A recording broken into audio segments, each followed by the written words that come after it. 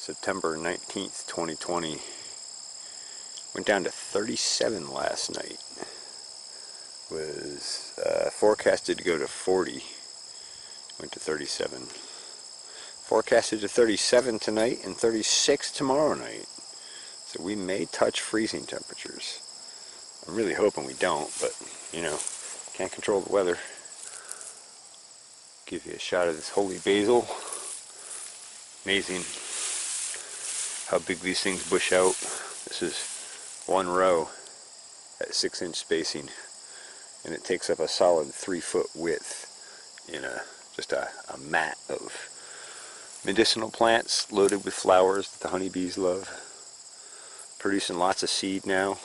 I'll be harvesting that soon, and I'll be back to harvest this sweet Thai seed soon as well. And I guess we'll just take a look at the tomatoes. Knowing we had several cold nights, potential frost coming, I didn't want the frost to knock them out, so I went through and did another foliar feed. A little bit shorter time slot between foliars than I usually do. I usually run around 7 to 10 days. Typically 7 is really what I like and prefer, but I decided to hit them not last night but the night before, so they'd have a chance to soak up that nutrient and take it up and build their Brix levels up, which helps them sustain through frost. I've got a couple of videos up here on my channel where I've had tomatoes come through frost. The one, I think it says 31 degrees, but that was the station log, to the local weather station here, and when I went and looked it up on the local greenhouse data logger, it was actually 28 that night. So I've actually had tomatoes come through 28 degrees and not freeze, keep growing afterward. So these went in really late for those who don't know. Oh my, it's time to, see that splitting. Time to have a tomato. One sec. Oh, and even though it's splitting here because of uneven watering, let you have a look at that. Because that is a nice mater. That's a cherry tomato. And that's like the size of a golf ball. Okay. Wow, that was really good. Anyway, I've come through frost many times. I should get back in here and do some clipping up. I don't know if I'll get to it at this point in the season. There's so many other things to keep up with. And then with this early frost potential this year, I had to pull things back in the greenhouse. So that takes even more time that I don't have. So it is what it is. But anyway, we have green tomatoes coming on here. They should be ripening. The forecast is showing warmer weather coming again next week after we get through these few cold nights. So that's why I did part of why I did the foliar feed, also to accelerate plant health and productivity and speed growing and ripening. But the big thing was to hold out against the frost. I'm hoping we don't get a frost, but if we do, I'm hoping we can sustain against it. Of course, there are no guarantees in nature, and without doing plant sap analysis to see exactly where these are at health-wise, I have no way of knowing if that'll work or not.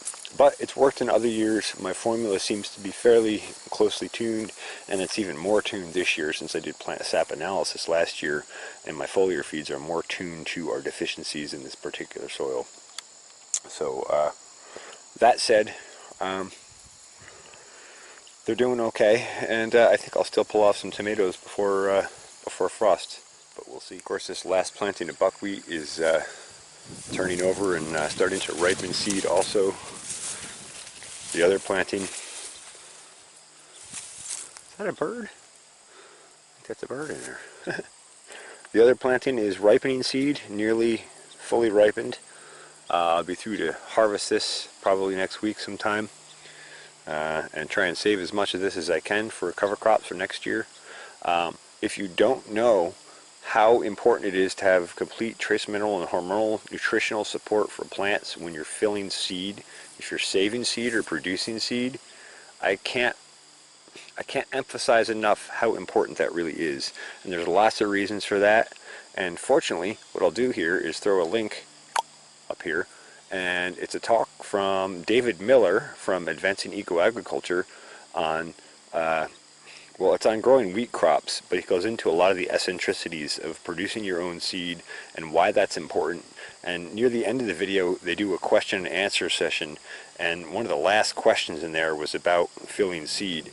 And he specifically goes into auxins being one of the hormones that helps drive manganese, zinc, copper, and some of these other necessary trace mineral nutrients into the seed at the end, and that's really important for seed quality and seed vigor the following season. So I just wanted to make a point about that. And so that's part of why I pay so much attention to nutrition and trace mineral nutrition, especially here.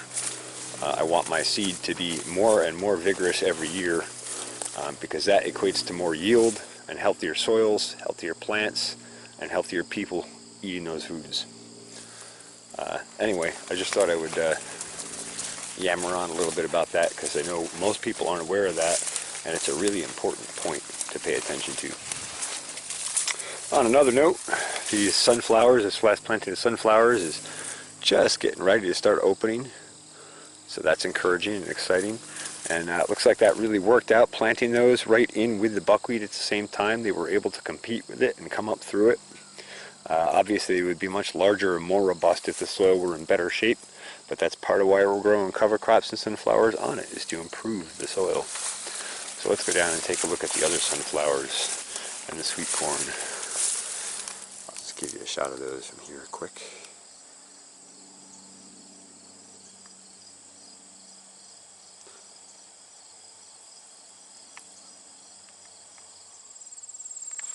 On our way through here, we'll just make a little pause and stop at the beehives. It was down in the heavy golden flower areas a little while ago, and it was loaded with honeybees. Of course, I forgot to bring the camera with me, but I knew these hives would be rocking, and look at the traffic coming in and out of here. They are just hauling resources back. That's really good. I might end up pulling off some sort of a honey harvest. Yet still, I really like this end of the season burst of nectar and pollen for lots of reasons. Obviously, I'd like to see extra honey production. I'd like to pull some off for me.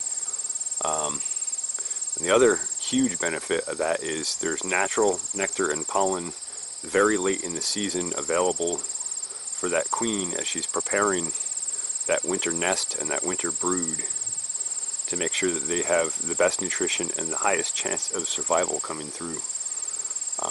You know what I'll do? I'll throw a link, actually. Yeah, I'll throw a link here from Ian Stepler. He just uploaded a video yesterday talking about the medicinal benefits of sunflower pollen. And of course, that equates also for the honeybees, just as it does for us and all animals and humans. Anyway, I just thought I would get a shot of these guys and how heavy the traffic is. Even this older hive, this left-hand hive here, that is usually not quite as busy, has some pretty good traffic flow coming in and out. So that's good to see. And then of course these two new hives that are new swarm hives are just thriving, continuous high-speed inbound traffic. And I'll move up a little bit closer. It's a little more feisty this time of year, but I'll move up a little closer and show you how much pollen is coming in on that.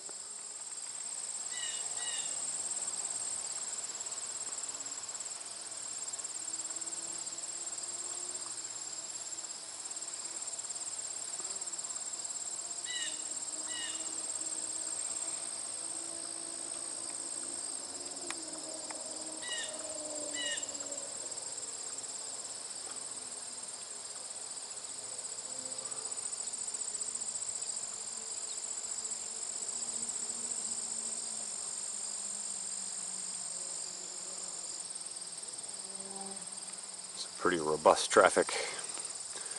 Alright, let's look at the top bar hive quick. Yeah, even just going here.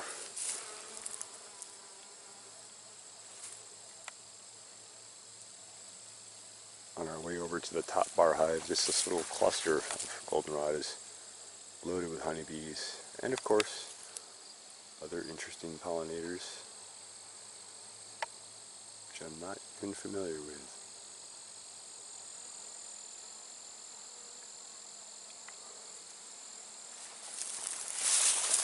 Alright, give you a shot of this top bar hive. Yeah.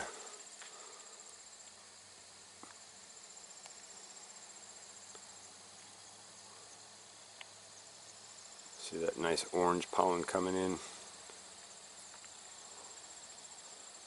That's the goldenrod pollen. And I know that from watching all the honeybees working in the goldenrod with that orange color on them. Ian Stepler was talking about a book back in the spring. I forget the actual title, but it was like honeybees and pollen sources and how to identify what type of pollen it is. It's another book that I'd love to add to my library of books that I never have time to read, but need to make time to read. Anyway, just a quick update. Now let's go scope out those sunflowers. On our way down here, I'll just take a quick pause and let you have a quick look here at the extremely definitive line between where the chicken tractor was run and where it wasn't. And this stuff was mowed about the time the chicken tractor was moved out of here, and this was bare soil at that point. And now, you know, it's 8 to 12 inch tall. Granted, it's weeds, but it's 8 to 12 inch tall, green growing plants, sequestering carbon and protecting soils and microbes. And here we are down at this last block of sweet corn, the curve block, I call it. All these sunflowers are opening up. This had a good strong foliar feed the other night too, both to boost and accelerate growth and health, and also to help make it a little more frost tolerant, just in case. These sunflowers are all opening up explosively since I did the foliar feed, and that foliar feed had a good combination of stuff. It was forage foliar feed and sea shield, and there's a little bit of residual accelerate.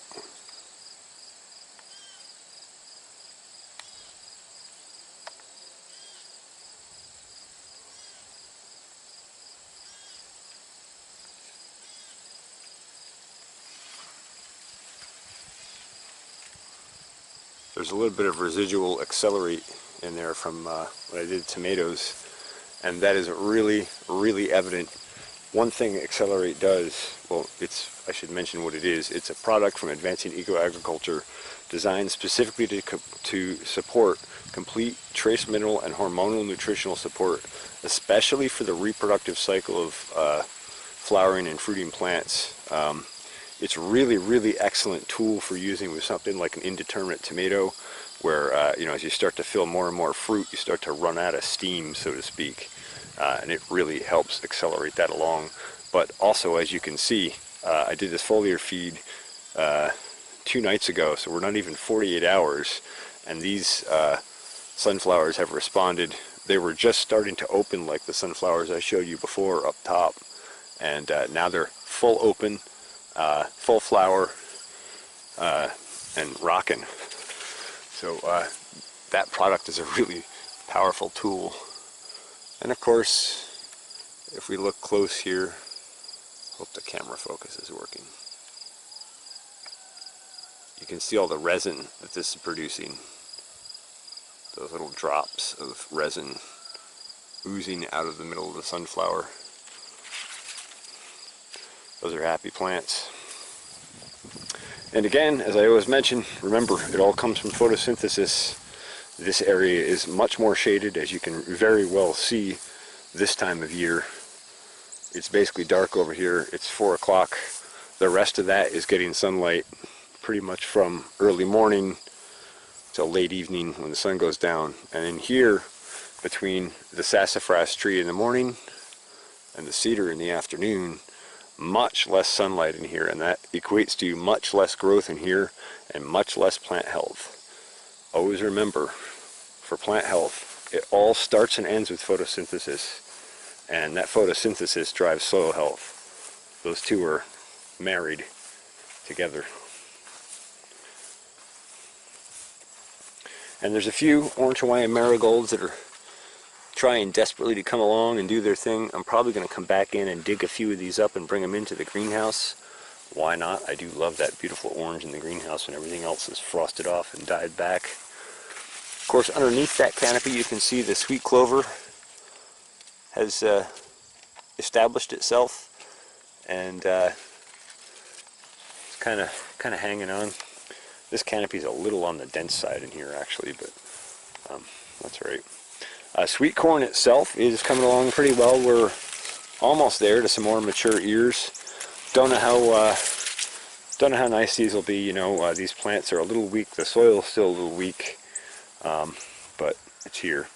And it looks like we've got raccoons getting in here again, so I have to get out here and take care of business again. Oh, man. Anyway, these are doing really well, and that's exciting. So I'll just let you have a shot of this block since it was mowed down. Trying to get a few things together here so I can get some rye and Austrian winter pea cover crop in here. Do some experimenting with some new cover crops that I've never worked with before. Buckwheat in this under canopy has all gone by. These squash are pretty much about done. And that reminds me, I have another video about squash to do. I'm going to share a delicata squash that I saved at room temperature from last year with you. It's just going bad now, about a year later. Oh, look at that, there's a honeybee in the sunflowers.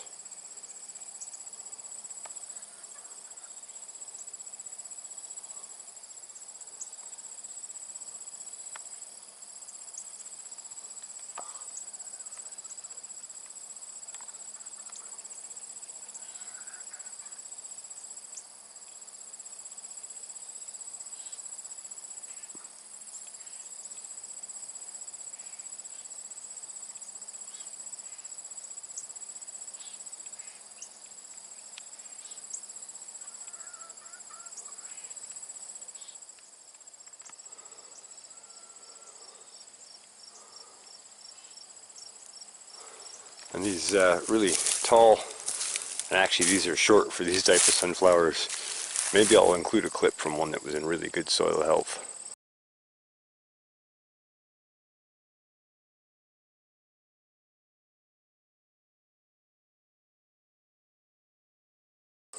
But these tall sunflowers you see like these are the ones that I got from my breeder friend out in Oklahoma. And man, I've never seen him breed any strain of vegetable, flower, or fruit that wasn't just stellar. And these are really cool. They just blow up into all kinds of flowers. They're like the perfect honeybee sunflower. They're not my favorite seed-wise. The seeds are a little bit smaller, so they're not really like so much of an eating seed. But boy, they sure are some honeybee sunflower seed. And of course the honeybees are out here collecting from them, making sure to get that high quality nutrition and build up that winter nest. Anyway, I just thought I'd get a shot of these. They're just beautiful. And it won't be much longer before there won't be a whole lot growing out here. Look at all these other flowers that are getting ready to open. What you think, Rooster? Well, you're just like your daddy, huh? Same size, color, demeanor. Perfect. You're a perfect rooster. Don't let it go to your head, huh? Can you give me a crow?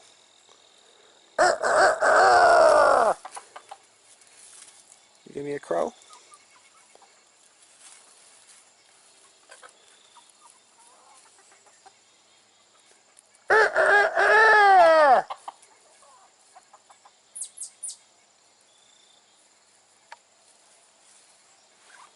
You know you want to. He was crowing a storm up before. Too busy eating, I guess. Almost full-grown birds at this point. A little ways to go yet.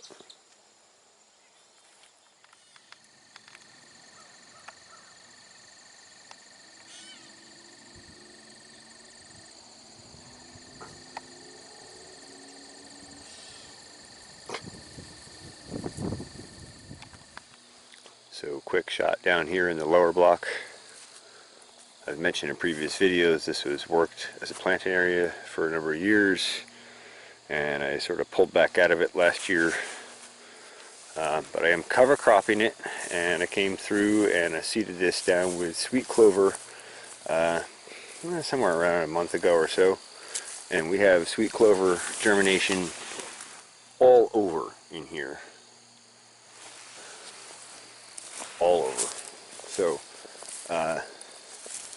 it looks like seeding directly into the grass worked really well, especially this time of year where we have heavy dews and good moisture. And that grass holds the moisture and helps aid that germination. And lots of clover all through here. So that's very encouraging. This should get established reasonably well, and then next spring should grow nice and tall and give us another honey crop and potentially a seed crop as well. I've not done any foliar feeds on this since it's been planted. I probably will hold off and do foliar feeds in the spring on this when it comes back and give it that boost of growth then. I certainly will include inoculants like BioCoat Gold in order to achieve much better performance. Really amazing what those inoculants can do. Alright, just do a quick update on this area. I'll just give you a shot of the goldenrod that surrounds this.